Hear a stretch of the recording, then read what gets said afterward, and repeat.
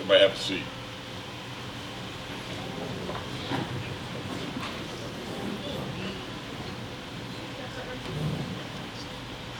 Χριστός Βοσκρές. Christ is risen. Χριστός Ανέστη. 1,075 days. That's how much time had passed since we got together to bowl. Since 2019. 1,075 days.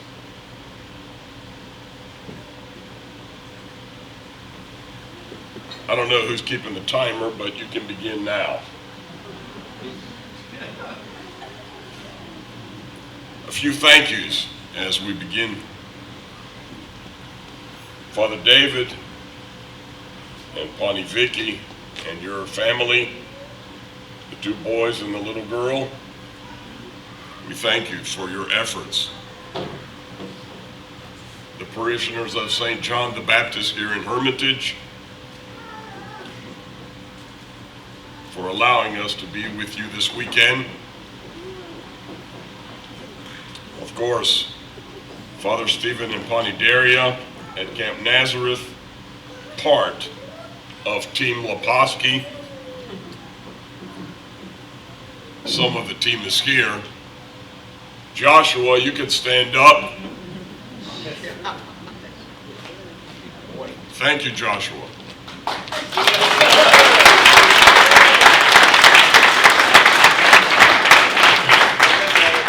You can sit down whenever you want. Sam has gone back to school. He's got work to do. He left right after liturgy today or this afternoon. And Nick and Annie are back at camp cleaning up whatever mess we made this afternoon and yesterday. But that particular team of 6 people spends their entire time at that location, except the ones that float away, like Sam is at seminary, Nick is down in Pittsburgh, but they're always thinking about what's going on at home. So we thank them for all of their efforts. Thanks to the ACRY board and the bowling tournament committee, whoever that was, a group of people who worked for us, and then for all of you, thank you for coming, for saying, you know, that's enough. We gotta go. We gotta find reasons to go and see each other, not reasons to stay home because of whatever.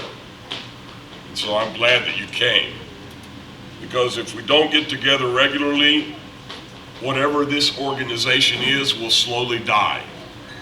That's what happens to organizations if you don't continue to meet and do useful things. So Paul, we thank you for your leadership. Next year we're going to bowl, where did we say? Phoenixville? In 2 years we're going west. We're going west.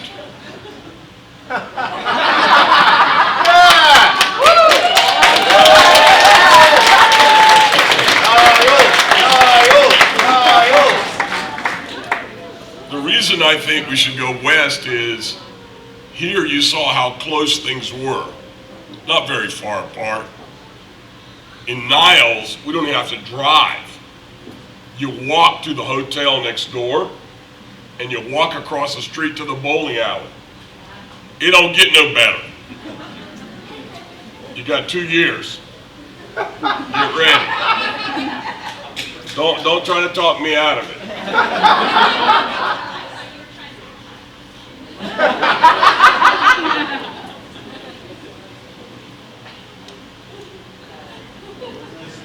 Three numbers. 102, 111, 134. That's not the price of oil per barrel. It's my scores on Saturday. That's pretty good.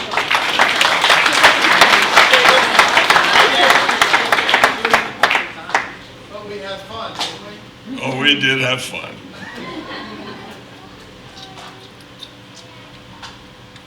course, I'm always going to have a sports update no matter when I'm going to talk, but today I got texted by some friends down in Charlotte to let me know that the North Carolina Tar Heels had beat NC State in the ACC tournament in baseball and are going towards the World Series of the country, which is kind of nice.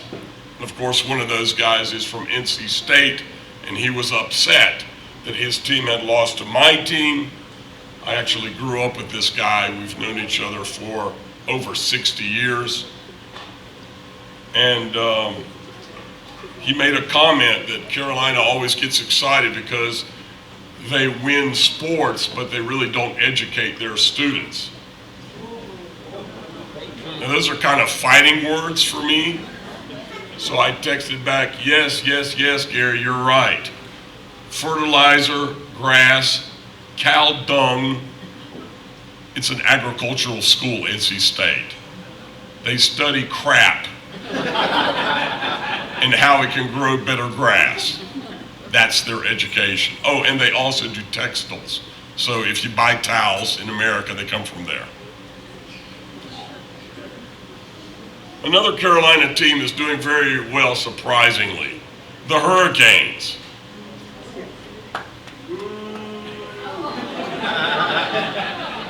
I won't say anything about the Rangers, but you got one more game, and then your season is over.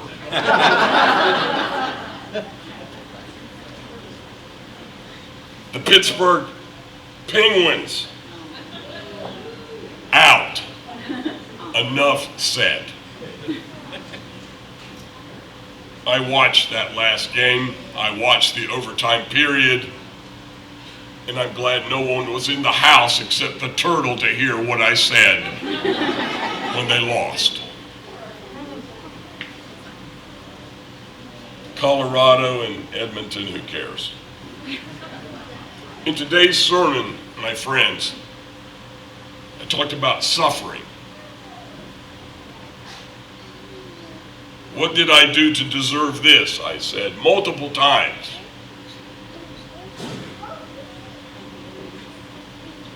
I have continued to suffer since 1979 when the Pittsburgh Pirates won the last World Series.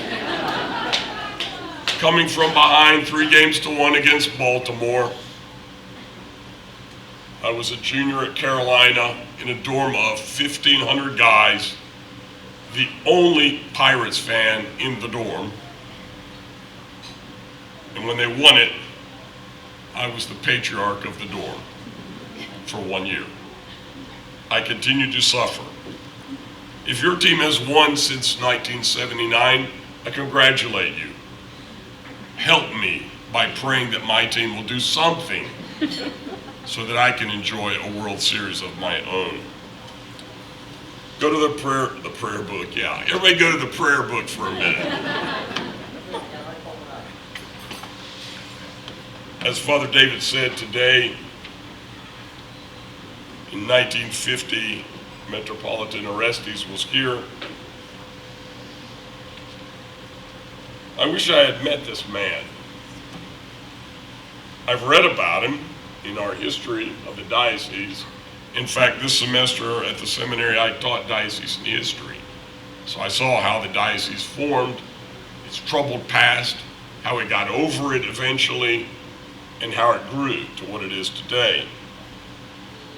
But I was reading about Metropolitan Orestes. He was quite a man. Sacrificed a lot for the diocese. I mean, a lot. And so I'm glad that you honored him, Father, by mentioning him. The patriarch is there, of course.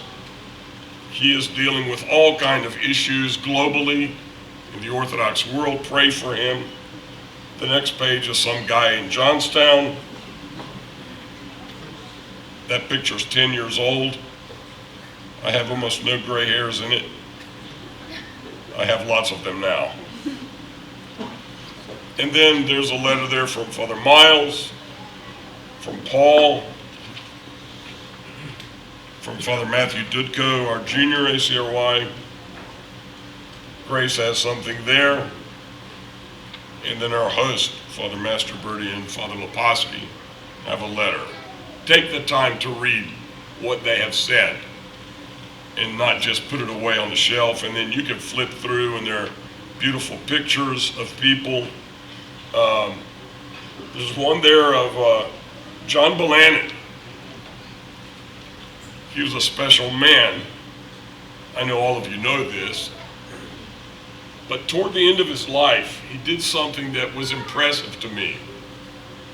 He continued to bowl, even though he couldn't see the pins at the end of the lane. I watched this. He'd line up like he would for the first roll. He'd roll the ball, and then he would be told what was still standing.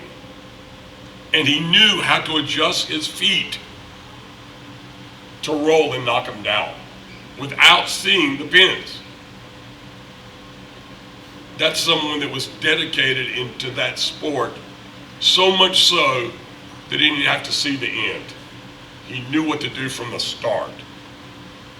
That's a great lesson for us, to never stop because we've gotten a little bit weaker in some aspect of something. Continue to persevere. So I thank John, Mr. Bolannon, for that. Of course, we see there the Polonichkas, David, who we lost recently,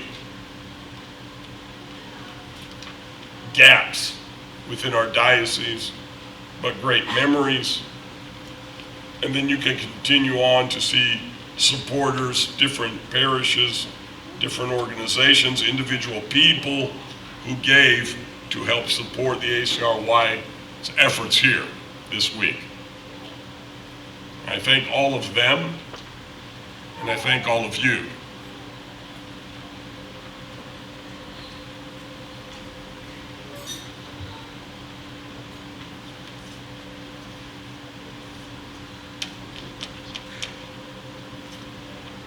You can stop the clock now. Thanks.